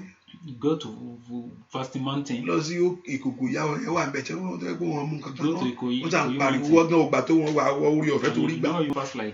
wọ́n ò tiẹ̀ ò gbà tó ẹ̀ tó ẹlòmíì 9 o'clock inú rẹ̀ yóò ti máa kùn 9 o'clock àárọ̀ inú mi bẹ́ẹ̀ ni ṣùgbọ́n wo orí ọ̀fẹ́ tí Ọlọ́run fún now look at the grace you have. nípa orí ọ̀fẹ́ ni grace. ẹ porúkọ Jésù. Call the name of Jesus. Olúwa fi orí ọ̀fẹ́ gbà mí. Use your grace to save me. Ẹ jẹ́ kí ìjà mi tán lónìí. Let my fight be over today. Ibi tí ayé ju ayé mi sí. Where I have been hidden today. Kò tẹ́ mi lọ́rùn. I do not like it. Kò tẹ́ mi lọ́rùn mi ìfẹ́ léyìí. Ọlọ́run mi ìfẹ́ ìyà yìí mọ́. I don't want it.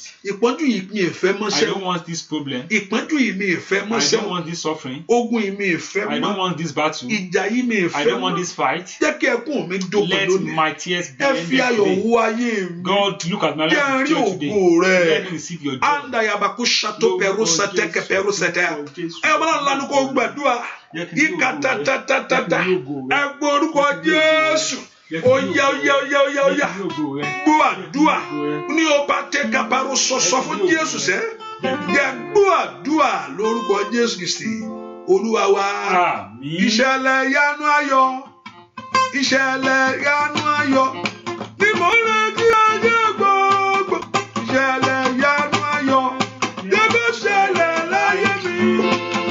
Ìṣẹ̀lẹ̀ yanu ayọ̀. Ìṣẹ̀lẹ̀ yanu ayọ̀. Ní mo rántí ọjọ́ gbogbo. Ìṣẹ̀lẹ̀ yanu ayọ̀. Débẹ̀ ṣẹlẹ̀ láyé mi. Ìṣẹ̀lẹ̀ yanu ayọ̀. Ìṣẹ̀lẹ̀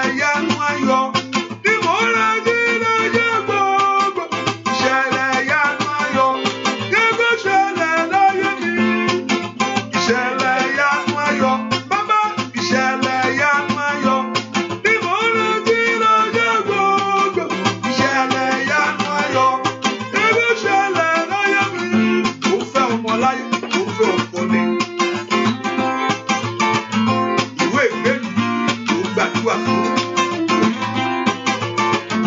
Ayọ̀ lórí ọmọ ló ń béèrè bàbá. Éèdàyà gbàgbà ọwọ́ Ọlọ́run ló fẹ́ lórí ayé rẹ o. Ọwọ́ ìbùkún ló ń fẹ́ fún ara rẹ. Ó wà lọ́wọ́ Ọlọ́run alágbára ni. Ọlọ́run ló ń fẹ́ àṣeyọrí nínú ayé mi o bàbá mímá. Ó yá náà wọ agbára o bàbá. Ó yá náà wọ ìṣẹ́gun rẹ bàbá mi ṣẹ́. Ó yá mú jáde o káyé rí i. Ó láwọn tó bá gbọ̀ngbọ̀. Wọ́n lé mọ́kò ayé ṣẹ́. Alágbára o. Ìṣẹ̀lẹ̀ ìyanu ayọ̀. Ìyẹlẹ̀ ìyanu ayọ̀. Tí mo rántí lọ́jọ́ gbogbo. Ìṣẹ̀lẹ̀ ìyanu ayọ̀. Tí ó fẹ́ ṣẹlẹ̀ láyé mi. Bàbá ìṣẹ̀lẹ̀ ìyanu ayọ̀. Ìṣẹ̀lẹ̀ ìyanu ayọ̀. Tí mo rántí lọ́jọ́ gbogbo. Ìṣẹ̀lẹ̀ ìyanu ayọ̀. Tí ó fẹ́ ṣẹlẹ̀ láyé mi. Ìṣẹ̀lẹ̀ ìyanu ayọ̀ o. Ìṣẹ̀lẹ̀ ìyanu ayọ̀. Tí mo rántí lọ́jọ́ gbogbo. Ìṣẹ̀lẹ̀ ìyanu ayọ̀. Tí ó fẹ́ ṣẹlẹ̀ láyé mi o.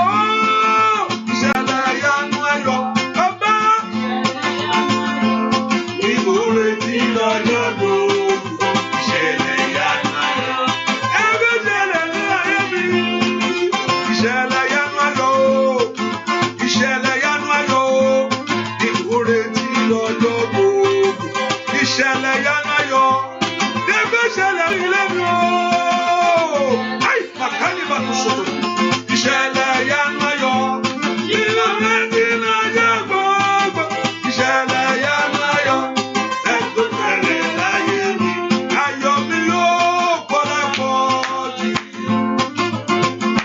Ayọ̀ mi yóò pọ̀lápọ̀ jù.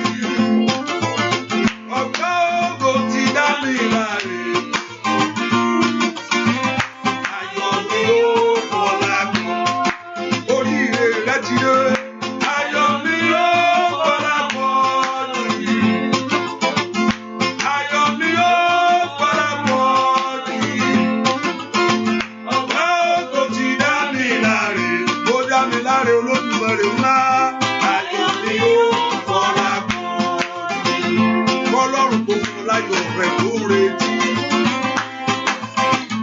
Káyé rẹ̀ kó láyọ̀ tó ń béèrè iṣẹ́ o. Ojú òwúrọ̀ tí ọ́. Olú àdúrà òwúrọ̀ tí ọ́ láyé. Ai! Ọ̀nà kan jẹ́ àmọ̀ yẹn Olódùmarè. Bàbá ayọ̀ mi yóò pọ̀lápọ̀ jù.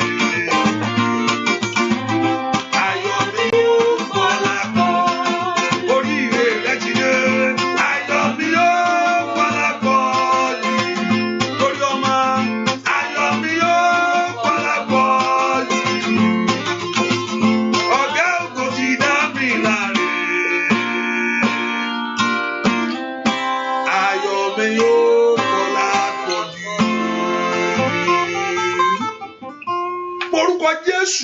Call the name of Jesus. Gbogbo agbára tí ń bá jó ayọ̀ mi jà. Every power battling with my joy. Gbogbo agbára tí ò fẹ́ kí àlá mi ṣẹ. Every power that doesn't want my dream to come to reality. Gbogbo agbára tí ò fẹ́ kí àlá ọmọ mi ṣẹ. Every power that doesn't want the dream of my children to come to reality. Gbogbo agbára tí ò fẹ́ kí n rí ayọ̀ tí mo ń bèrè. Every power that doesn't want me to see the joy I'm asking for. Ìwọ ọmọ láti jọ ìwọ ọkọ láti. I've been asking for husband and wife. Òwò àwọ̀ ìgbélu láti jọ yìí. You have been asking for papers from God for you. And you know that sometimes someday. Sometimes someday. Gbogbo agbára tí ò fẹ́ kó ọjọ́ náà. Gbogbo ipá tí ò fẹ́ kí orí ọjọ́ tó ń retí. Gbogbo agbára tí ò fẹ́ kí rí ọjọ́ tí mò ń bèrè fún. Gbogbo agbára tí ò fẹ́ kí rí ọjọ́ náà. Gbogbo ipá tí ò fẹ́ kí orí ọjọ́ tó ń bèrè fún. Ọjọ́ àṣeyọrí tó ń bèrè fún. Gbogbo ipá tí bá mi du ọjọ́ yìí. Gbogbo alágbára tí bá mi du ọjọ́ yìí. Tí ò fẹ́ kí rí ọjọ́ yìí.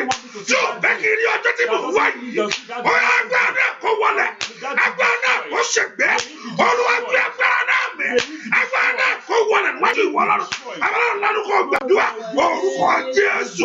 Ilé kàbí oríṣiríṣi mẹ́rin kárí. Orúkọ Jésù dára. Gbogbo ipá ènìyàn. Èyí tí ò fẹ́ kí orí ọjọ́ tó ń bèrè fún wa. Ọjọ́ tó bímọ láyé. Ọjọ́ tó lọ́kọ. Ilé kàbárí pàrí ṣáyà. Ọjọ́ tó rẹ̀ yóò ṣẹlẹ̀ ní ayé rẹ̀. Agbára tó ń bọ̀ ọdún ọjọ́ náà. Èyí tó bá ń dún ọjọ́ yìí. Èyí tó fẹ́ kí rí ọdún ayọ̀ mi yìí. Alágbára ti gbọ́ ọjọ́ ìsọnù mọ́ mi lọ́wọ́. Oyá. Olúwa tẹ̀rí agbára náà bá. Ilé kàbárí ṣáyà. Ilé kàbírí ṣáyà kàtàyà. Ní orúkọ Jésù. Ní tètè. Màá tó bẹ̀rù sátà. Mo bèrè fún ọjọ́ ayọ̀ mi. Alágbára ti bá mi dún ọjọ́ ayọ̀ mi yìí. Alágbára ti fọjú ayọ̀ mi sẹ́yìn. Alágbára tí ò fẹ́ kí n ṣe èmi sojú mi. Ó yẹ kó orúkọ Jésù. Ó ń bèrè fún ìrànlọ́wọ́. Ó ń bèrè fún ọjọ́ tó ríṣẹ́. Ó ń bèrè fún ọjọ́ tó rí ìwé ìgbélú. Alágbára tí ò fẹ́ kí n rí ọjọ́ yìí. Ọjọ́ kan lọ́jọ́ náà. Màá tọ́tọ́tọ́tọ́tọ́ tẹ́kàtà. Àkàtọ́ bírú sàtẹ́kàtà. Ní orúkọ Jésù. Alágbára tí ò fẹ́ kó rọ́jọ́ tó fi sàfìtìkẹ́tì. Èyí tó gbé sọ̀rọ̀ ṣe rere. Ní orúkọ Jésù. Olúwa bá tó agbára náà wẹ̀. Olùgbàlà báwí. Olùgbàlà báwí. Olùgbàlà báwí. Olùgbàlà báwí. Olùgbàlà báwí. Olùgbàlà báwí. Olùgbàlà báwí. Olùgbàlà báwí. Olùgbàlà gbogbo agbára tí ń gba ọjọ́ ayọ̀ mi sọnù. Ní orúkọ Jésù. Alágbára tí ń gbọ́jú ayọ̀ ọmọ mi sọnù. Ní orúkọ Jésù.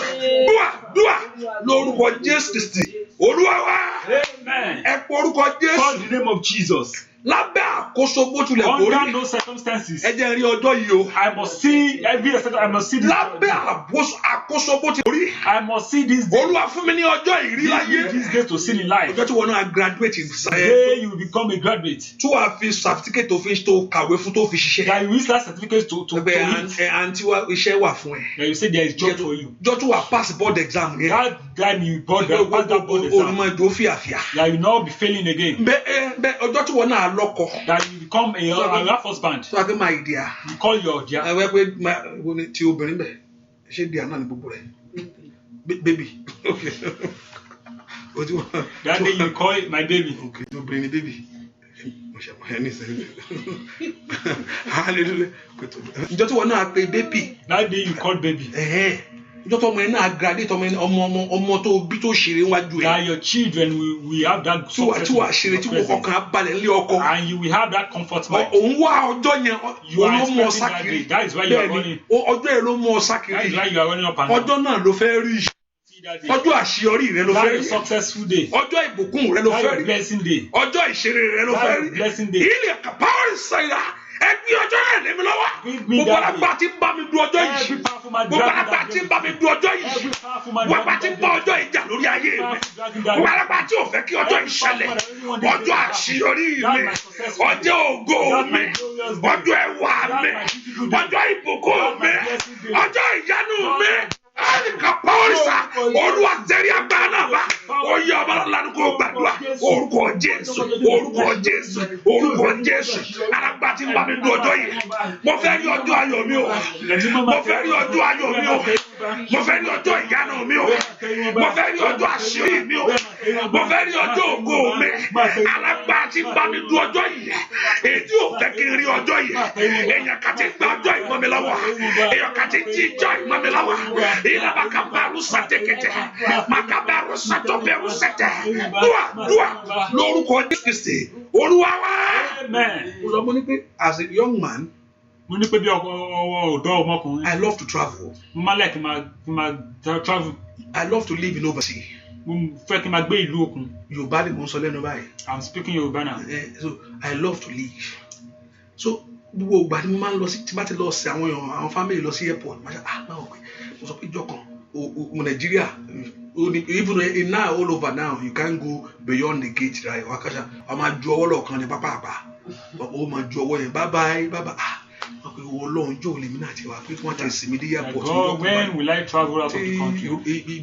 Airport yẹn fún ẹni tó ní it can't mean sọ pé lóyìnbó ni all in all you can be in Nigeria and be doing good but that's your mission àwọn oríṣi àwọn yẹn máa wà àgbé báàgì tí wọ́n máa ti rẹ̀ wọ́n bẹ́ẹ̀ ṣe máa ń ti báàgì jáde lẹ́ẹ̀ máa ti lọ àwọn yẹn máa wò àwùjọ lèmi náà ti báàgì jáde níbi tí wọ́n tèmi náà ṣe rí nǹkan ti jáde tèmi náà kọjá immigration yìí tẹ́kùn ní fún ẹ̀ fọ́rùn. I will pass this immigration back. O tó fẹ́ travel mọ̀ pé ẹ fẹ́ wọ Nigeria airport ẹni tó ń travel ló máa ní kó wọlé ẹ̀yìn okú ẹni ẹ bá tẹ̀ ṣáájú pé àbúrò mi ní ẹjọ́ wọlé ẹjọ́ òní wọ̀ pé ọ̀nà wà náà tó máa ná passport ẹ̀ tí mi náà rí nà sí wọn pé èmi mo fẹ́ lọ hallelujah mo gbèrè fọjọ́ yẹn títí wọ́n fowó mi jẹ yẹn wọ́n fowó mi jẹ bá. Keep on taking my way my money. Gba lójú gba ní mo mọ́lẹ̀ gbogbo gbà.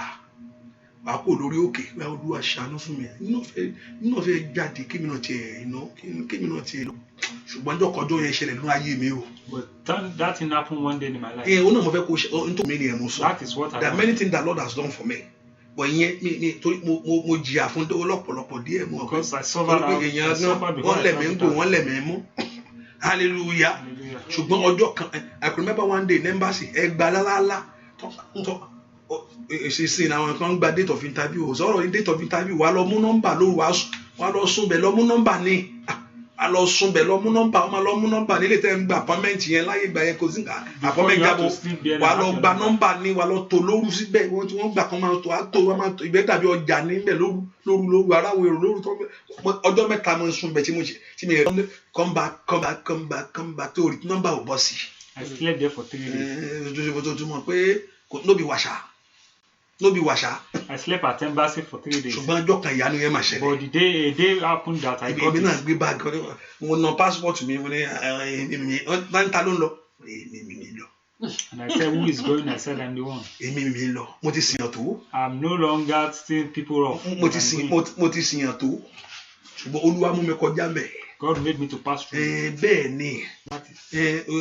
ni Olúwa mú mi kọjá mbẹ̀ agbára àjíǹde tó mú ọjọ́ ọ̀la mi tó fi hàn mí pé ìwọ náà lónìí lónìí ẹ̀ ìwọ náà tó ti wọ o ti bá wọn gbé ọmọ ọlọ́mọ o ti raṣọ fọmọ ọlọ́mọ o ti raṣọ títí o ti mú gèlègèlè rẹ gèlè kò ṣeé kànú lé rẹ bàtà oríṣiríṣi lónìí o ṣe mú búrú ló mú rẹ́ẹ̀dì gbogbo rẹ̀ pé ilé ìfún gbogbo àwọn èèyàn ló ń bá mú wọn tí bẹ́ẹ̀ mú tiẹ̀ ọjọ́ ayọ̀ ara lónìí aragba tí bá mi dùn ọjọ́ tí mò ń retí tèmi náà gbé ọmọ mi dání aragba tí bá mi dùn ìkàpárù sáyẹn kàtàlíà tèmi náà ṣe àṣeyọrí pẹ̀lú ẹ̀kọ́ tí mo ṣe oyè ẹgbẹ́ ọjọ́ náà lé mi lọ́wọ́ lónìí ẹ má dùn ó dọ̀la oyè fún mi ní ọjọ́ yìí ẹ má dùn ó dọ̀la ẹ bí ọjọ́ yìí fún mi ẹ má dùn ó dọ̀la orúkọ Jésù yìí kà pàwọ́rì ṣáìdà ìdàgé àbàkóńtò pẹ̀rù sátà ẹ fún mi ní ọjọ́ tí mò ń béèrè fún ẹ ọjọ́ tó ń gbàdúrà fún yẹ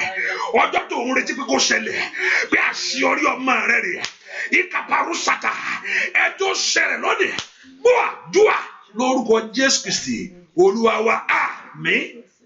máa kọ́ gbàdúrà kan ẹ sọ fún Jésù Olúwa jọ̀ọ́ má jẹ́ kí àṣà ayé gbé ọmọ mi lọ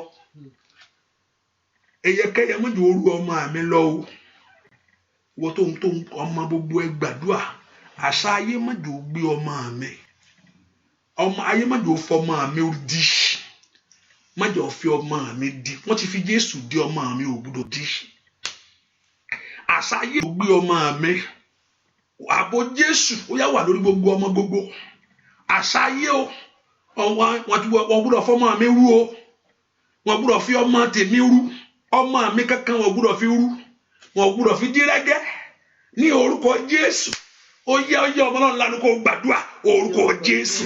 Ask the Lord and Lord Jehovah God to cover your children, the protection of God and the grace of God upon your children right now. Ikapero sateka parabadabo orúkọ Jésù ìwọ ààbò tó nípa ìwọ ààbò ìwọ àmìyè dá lórí àwọn ọmọ mi ọmọ àṣà yóò gbọ́dọ̀ gbé ọmọ tèmi lọ o àṣà yóò gbọ́dọ̀ gbé ọmọ tèmi lọ ilẹ̀ àbàkásánto pẹ̀rọ sàtẹ́kẹ̀ pẹ̀rọ àbàdàyàbà mayobe rusoto pẹ̀rọ sẹ̀tẹ́kẹ̀tẹ́kẹ̀ pẹ̀ àṣà yóò gbọ́dọ̀ gbé ọmọ tèmi lọ ọmọ mi ò gbọ́dọ̀ fi rúgbó ọmọ mi ò gbọ́dọ̀ fi dí o ẹ̀jẹ̀ Jésù tó ń pa àwọn tiẹ̀ mọ́ dáàbò gbogbo ọmọ gbogbo ọmọ rẹ ò ní kúwájú rẹ ọmọ rẹ ò ní sọnù ò ní gbọ́ ibi lórí ọmọ ò ní gbọ́ ibi lórí ọmọ ò ní gbọ́ ibi lórí ọ̀rọ̀ lórí ọmọ ìròyìn ìbànújẹ́ ò ní gbọ́ ohun tó mú ọ sọkún lórí ọmọ kò ní ṣẹlẹ̀ ó jìnnà lónìí àti fi lọ Ọlọ́run Olúwa bàjẹ́ àti bá Ọlọ́run sọ kò gbúdọ̀ ṣẹlẹ̀ bẹ́ẹ̀ ni ó sì rí o láì lórúkọ Jésù Kristi Olúwa mo pàṣẹ ní orúkọ Jésù àṣà yìí ò ní gbé ọmọ rẹ àṣà yìí ò ní rí ọmọ rẹ gbé tó bá ń wá wọn ní rí wọn ní orúkọ Jésù tó bá ń lé wọn wọn ní rí wọn bá yìí kàpárù sáyẹ kàpárù yà á kó wọn sínú ẹ̀jẹ̀ Jésù á kó wọn sínú ẹ̀jẹ̀ Jésù ipa ẹni bí ètè ẹni bí ní orúkọ Jésù ìmọ̀ ẹni bí ọwọ́ ẹni bí kò ní rí ọmọ rẹ mú ọmọ rẹ borí lónìí ọmọ rẹ gbà ṣẹ́gun àbò dájú àbò Jésù dájú lórí ọmọ gbogbo ọwọ́ Olúwa kan ọmọ gbogbo bẹ́ẹ̀ ni ó sì rí láì lórúkọ Kristi Olúwa wa àmín àmín àmín lórúkọ Jésù bẹ̀rù tó fẹ́ kíákíá lọ́wọ́ Ọlọ́run. Ask the Lord for what you need. Ó ṣáà ní ìdìbí olóhun tó fẹ́ sọ fún Ọlọ́run. Now pray to God and ask him to do that thing for you right now. Mẹ́kọ̀ọ́ bẹ̀rù lọ́wọ́ Ọlọ́run. Ask the Lord to help you. Bẹ̀rù lọ́wọ́ Ọlọ́run. Ọlọ́run ràn mí lọ́wọ́. Ask him to do great things for you. Ẹ pe orúkọ Jésù, Olúwa ṣàánú fún mi. Ẹjọ́ rọ̀ mí lọ́rùn, ẹjọ́ bọ́ sí fún mi láyé. Orúkọ Jésù, ẹjọ́ rọ̀ ayé mi lọ́rùn, ẹjọ́ bọ́ sí fún mi láyé. Ohun tí mò ń fẹ́ rèé, ọwọ́ rẹ ló wà. Jésù kò sí lọ́wọ́ ọ̀tá, ire rẹ̀ sí lọ́wọ́ ọ̀tá kankan. Ọwọ́ Ọlọ́run yìí ló wà kó gbélé ọ lọ́wọ́. Ire mi ò sí lọ́wọ́ ọ̀tá o. Ire ò sí lọ́wọ́ ọ̀tá, that's why mi fi bì lọ́wọ́ wọn. Ire mi ò sí lọ́wọ́ ọ̀tá, that's why mi fi bì lọ́wọ́ ọ̀tá. My blessing is not in the hand of my enemy, that's why I don't ask them. Ọwọ́ Ọlọ́run ló wà, ọwọ́ ẹni tó wà ni mo béèrè fún. Ọwọ́ rẹ ló wà ní mo fi wá bá ìwọ Ọlọ́run sọ nítorí ọwọ́ tiẹ̀ ló wà. My blessing is in your hand, kò sí lọ́wọ́ ayé kankan. Ìdí tí mi fi bì lọ́wọ́ wọn nìyẹn torí kò sí lọ́wọ́ wọn. Ọwọ́ ìwọ Jésù ní ire mi wà. Ìdí tí mo fi wá bá ìwọ Jésù rèé. Fún mi ní ire mi lónìí. Ẹ jẹ́ kí ọjọ́ ọ̀la mi dáa. Ẹ jẹ́ kí ojú mi kó ríire. Ẹ jẹ́ kí etí mi gbọ́. Ẹ jẹ́ kí ayé mi kó fẹsẹ̀ tẹ ibire láyé. Ẹ jẹ́ kí ire rọ̀ mí lọ́rùn. Ẹ jẹ́ láṣẹ oríire. Ẹ má jòjó tì mí. Ẹ má jẹ́ ń gbé ayé nú ẹ̀gàn. Ẹ má jẹ́ ń wá bẹ́ẹ̀. Ẹ má jẹ́ ń dúró bẹ́ẹ̀. Ẹ ṣàánú fún ayé mi. Bẹ́ẹ̀ ni ó sì rí láì lórúkọ Jésù Kristi Olúwa wa. Àmín àmín àmín lórúkọ Jésù. Mo ní kó rí bẹ́ẹ̀ gbọ́ bó ṣe sọ. Olúwa kó gbọ́ ohùn ẹkún rẹ̀. Olúwa kó yọ ọ́ lẹ́nu. Ìrìn àjò kó bọ́ sí fún ọ. Ìgbésẹ̀ rẹ kó já sí rere. O ò ní ṣẹ̀ṣẹ̀ gbé. O ò ní ṣílẹ̀ tẹ̀. O ò ní ṣàìsàn. Àìsàn ò ní ṣe ọ́. Ní orúkọ Jésù orí rẹ ò ní gbàbọ̀dè. O ò ní ṣubú lójijì. Ọwọ́ Ọlọ́run kó wà lára rẹ. Ojú ò ní tì ọ́. Ibi àdúrà ló mọ. Àdúrà kó gbè ọ́. Àdúrà kó jẹ́ fún ọ. Arábìnrin tó text mi lóru yẹn tí mo rí text yẹn kíra kí mi dáhùn sí. Mo gbàdúrà wọ Ọlọ́run Ísírẹ́lì kó gbà yé. Arábìnrin yẹn ní orúkọ Jésù. Ohun yẹn kó padà pátá. Bàbá mi ò mi kàpẹ́rù sáyẹ̀ káàlì kàtàlíà. Wáyé káfà ó ṣàndélé bá kàpẹ́rù kàtàlíà. Bẹ́ẹ̀rù kàtàlíà káfáìlì kàtàlíà. Ọlọ́run Ísírẹ́lì bá arábìnrin fẹ́ mọ̀ pé alágbára ni ọ́. Kì í ṣọ̀rọ̀ ẹnu nìkan nípa fi agbára rẹ̀ hàn. Ohun tó ń ṣẹlẹ̀ nú arábìnrin yẹn lónìí ní orúkọ Jésù kó pòórá lólẹ̀. Mo pa ní àṣẹ ní orúkọ Jésù. Ohun tó ń ṣẹlẹ̀ nú ayé ohun tẹ́ ẹ sọ yẹn tó ń ṣẹlẹ̀ tó pé ojú wà ń bẹ̀ ní orúkọ Jésù kó parẹ́ lólẹ̀.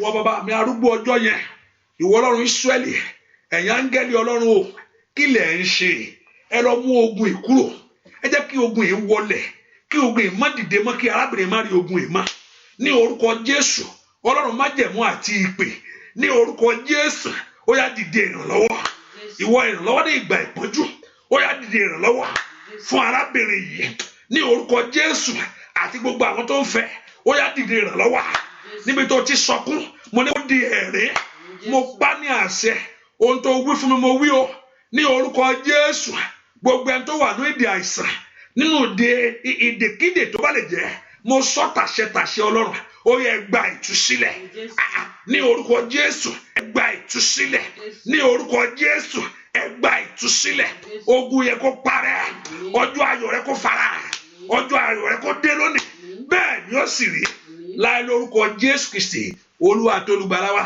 àmín nígbọ́ àmín múlẹ̀sẹ̀ àmín lórúkọ Jésù hallelujah. Just put in mind that the prayer continue by God's grace tomorrow, which is Sunday by 12:30, by God's grace. And this week, there's a prayer. I'm saying this to you because for the partner this week, there's a prayer that is waiting last week. This week, we're going to do it. And I told you what to bring. And I told you, everybody, you can join the prayer, the partner. Don't run away from it. You can come in. We are just doing on Zoom. Not anybody can come in. When you hear me prayer partner, just come in. Don't worry. Olúwa ní kí n má lé anybody. Mi lé anybody bẹ́ẹ̀ kò ń ṣe pé láti owó kan ló fi ń join you. Just come. But it's good to support the work of God from your willing heart, which is okay. Because be a blessing to things of God, which I encourage you to do. But when I say partner, that you can come in. Wọlé kò ṣe pé báyà wọn gbàtọ́ bá parí àdúrà tán ìyá kínní èlò lówó ìyá kò sí lọ́tọ́jọ́ ẹ̀kọ́ máa wọ́n porúkọ pé come in the Lord. I'm not just doing it on Facebook and YouTube. That's it. That's the only thing, you know. But you can come in. You can, if you want to come in. Be there. Wọ́n tó ní lónìí wà ní lọ́la. So owó kọ́ ni case mi kò bá mi ìfowó ṣiṣẹ́ yẹn. Kò yẹ pé mo gbé wọnú ministry. No, I don't. But it's good to support the word of God, which I encourage you to do that. I'm not saying you should not do it. If God give you, put in your hand, be a blessing. Don't ignore that. When there's call for the need for God, don't ignore it. You know, but hallelujah. And the Lord Jehovah God will bless. So you be there. When I announce it, come. If you want to come in. Just come in and be there. There's not come in.